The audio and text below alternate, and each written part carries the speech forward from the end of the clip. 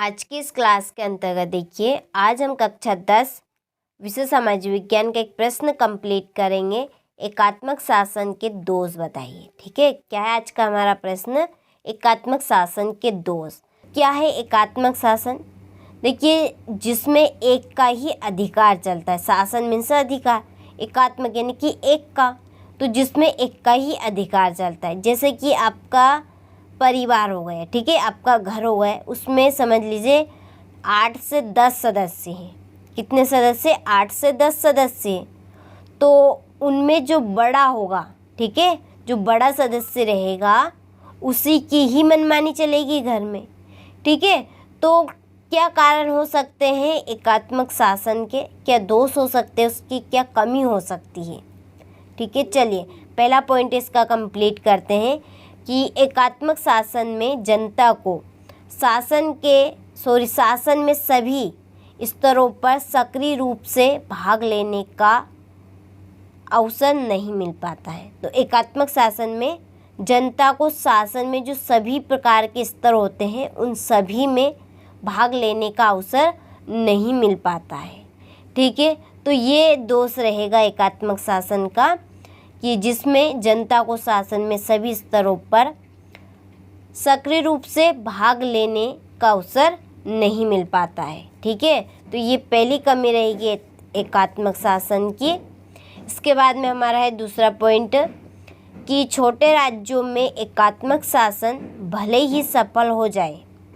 देखिए, जो छोटे राज्य होंगे उनमें एकात्मक शासन भले ही सफल हो जाए, लेकिन जो बड़े क्षेत्रफल और अधिक जनसंख्या वाले जो राज्य हैं उनमें एकात्मक शासन सफल नहीं हो पाता है।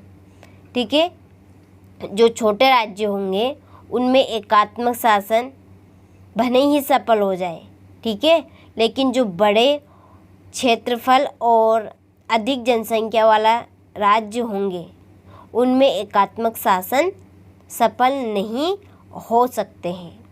ठीक है, क्यों नहीं हो सकते? क्योंकि कई समूहों की अलग राय होती है, तो कई समूह की अलग राय होती है क्योंकि जनसंख्या अधिक होंगी, तो सबकी अपनी अपनी अलग अलग राय होगी। तो इस वजह से एकात्मक शासन बड़े क्षेत्रफल और अधिक जनसंख्या वाले राज्यों के लिए सफल नहीं हो सकता है। ठीक है, इसके बाद में हमारा तीसरा पॉइंट है कि एकात्मक शासन में संपूर्ण शक्ति केंद्रीय शासन में निहित होती है।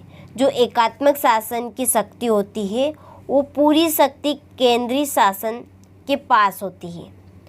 अतः स्वाभाविक रूप से यहाँ भय रहता है, यहाँ डर रहता है उनको कि केंद्रीय सरकार शासन के सभी क्षेत्रों में मनमानी ना करने लगे।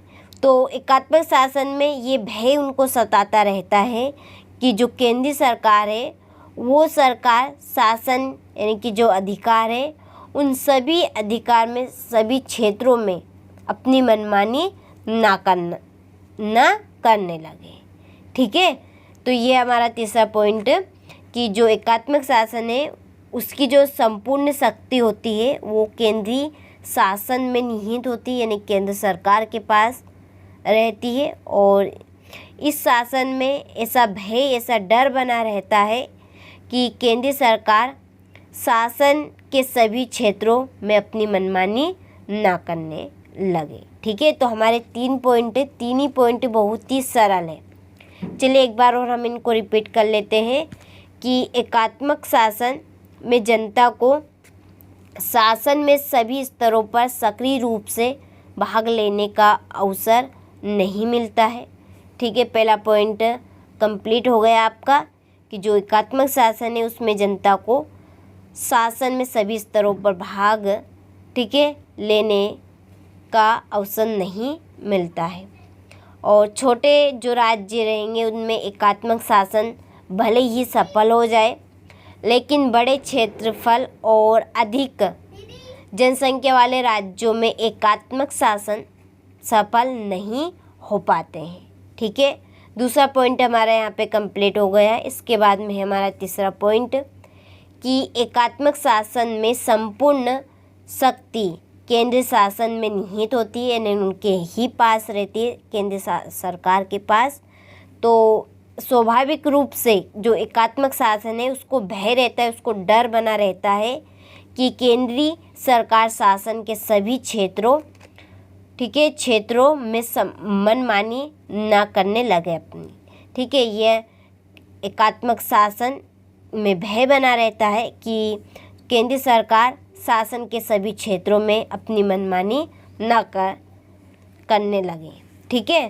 तो चलिए, आप सभी को आज का यहाँ प्रश्न काफ़ी अच्छे समझ में आ गया होगा। मैंने भी समझाने का काफ़ी अच्छे से प्रश्न किया है, प्रयत्न, ठीक है। तो आप सभी स्क्रीनशॉट ले लीजिए और अच्छे से आप इस प्रश्नों को कंप्लीट कर लीजिए। इसी तरह से मिलते हैं आप सभी से अगले वीडियो में।